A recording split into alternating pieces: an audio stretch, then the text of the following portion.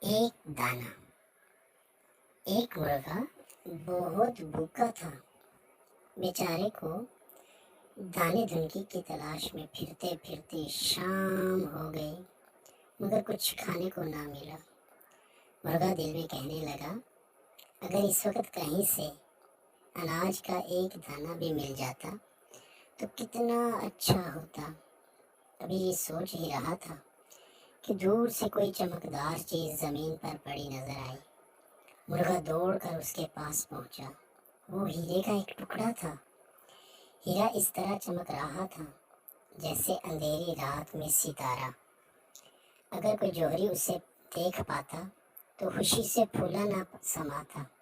بھوکے مرغے نے اسے پنجے سے الٹ پلٹ کر دیکھا، پھر افسوس سے کہنے لگا، تیری جگہ اگر اناج کا ایک دانہ مل جاتا تو تجھ سے 1000 درجہ بہتر تھا۔